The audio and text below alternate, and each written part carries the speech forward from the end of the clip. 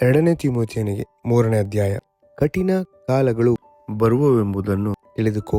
ಮನುಷ್ಯರು ಸ್ವಾರ್ಥ ಚಿಂತಕರು, ಹಣದಾಶೆಯವರು, ಬಡಾಯಿ ಕೊಚ್ಚುವವರು, ಅಹಂಕಾರಿಗಳು, ದೂಷಕರು, ತಂದೆ ತಾಯಿಗಳಿಗೆ ಅವಿಧೇಯರು, ಉಪಕಾರ ನೆನೆಸದವರು, ದೈವ ಭಯವಿಲ್ಲದವರು, ಮಮತೆ ಇಲ್ಲದವರು, ಸಮಾಧಾನವಾಗದವರು, ಚಾಡಿ ಹೇಳುವವರು, ದಮೆ ಇಲ್ಲದವರು, ಉಗ್ರತೆಯುಳ್ಳವರು, ಒಳ್ಳೆಯದನ್ನು ಪ್ರೀತಿಸಿದವರು, ದ್ರೋಹಿಗಳು, ದುಡುಕಿನವರು, ಉಬ್ಬಿಕೊಂಡವರು, ದೇವರನ್ನು ಪ್ರೀತಿಸದೆ ಭೋಗಗಳನ್ನೇ ಪ್ರೀತಿಸುವವರು, ಭಕ್ತಿಯ ವೇಷವಿದ್ದು ಅದರ ಬಲವನ್ನು ಬೇಡವೆನ್ನುವರು ಆಗಿರುವರು. ಇಂಥವರ ಸಹವಾಸವನ್ನು ಮಾಡದಿರು. ಮನೆಗಳಲ್ಲಿ ನುಸುಳಿ ಪಾಪಗಳಿಂದ ತುಂಬಿದವರು, ನಾನಾ ವಿಧವಾದ ಇಚ್ಛೆಗಳಿಂದ ಪ್ರೇರಿತರು ಆಗಿರುವ ಅವಿವೇಕಿಗಳಾದ ಸ್ತ್ರೀಯರನ್ನು ವಶಮಾಡಿಕೊಳ್ಳುವವರು ಇವರೊಳಗೆ ಸೇರಿದವರೇ. ಆ ಸ್ತ್ರೀಯರು ಯಾವಾಗಲೂ ಉಪದೇಶ ಕೇಳುತ್ತಿದ್ದರೂ ಸತ್ಯದ ಪರಿಜ್ಞಾನವನ್ನು ಹೊಂದಲಾರದವರು. ಎಂಬ್ರ ಎಂಬವರು ಮೋಶೆಯನ್ನು ವಿರೋಧಿಸಿದಂತೆಯೇ ಆ ಮನುಷ್ಯರು ಸಹ ಸತ್ಯವನ್ನು ವಿರೋಧಿಸುತ್ತಾರೆ. ಬುದ್ಧಿಗೆಟ್ಟವರು, ಕ್ರಿಸ್ತ ನಂಬಿಕೆಯಿಂದ ಭ್ರಷ್ಟರೂ ಆಗಿದ್ದಾರೆ.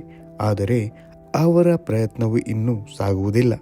ಆ ಎಂಬ್ರರ ಮೂರ್ಖತನವು ಎಲ್ಲರಿಗೂ ಪರಿಷ್ಕಾರವಾಗಿ ತಿಳಿದು ಬಂದ ಪ್ರಕಾರ ಇವರದು ತಿಳಿದು ಬರುವುದು. ನೀನಾದರೂ ನನ್ನನ್ನು ಅನುಸರಿಸುವವನಾಗಿದ್ದು ನನ್ನ ಬೋಧನೆ, ನಡತೆ, ಉದ್ದೇಶ, ನಂಬಿಕೆ, ದೀರ್ಘಶಾಂತಿ, ಪ್ರೀತಿ, ಸೈರಣೆ ಇವುಗಳನ್ನು ಅಂತಿಯೋಕ್ಯ, ಇಕೋನ್ಯ, ಲುಸ್ತ್ರ ಎಂಬ ಪಟ್ಟಣಗಳಲ್ಲಿ ನನಗೆ ಸಂಭವಿಸಿದ ಹಿಂಸೆಗಳನ್ನು, ಕಷ್ಟಾನುಭವಗಳನ್ನು ತಿಳಿದವನಾಗಿದ್ದಿ.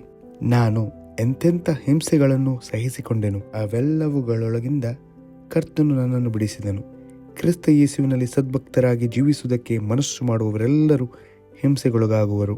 ಆದರೆ ದುಷ್ಟರು, ವಂಚಕರು ಇತರರನ್ನು ಮೋಸ ಮಾಡುತ್ತಾ ತಾವೇ ಮೋಸ ಹೋಗುತ್ತಾ ಹೆಚ್ಚಾದ ಕೆಟ್ಟತನಕ್ಕೆ ಹೋಗುವರು. ನೀನಾದರೂ ಕಲಿತು ದೃಢವಾಗಿ ನಂಬಿದ ಬೋಧನೆಗಳಲ್ಲಿ ನೆಲೆಯಾಗಿರು. ಕಲಿಸಿಕೊಟ್ಟವರು ಯಾರೆಂಬುದನ್ನು ಆಲೋಚಿಸು. ಚಿಕ್ಕಂದಿನಿಂದಲೂ ನಿನಗೆ ಪರಿಶುದ್ಧ ಗ್ರಂಥಗಳ ಪರಿಚಯವಾಯಿತಲ್ಲ.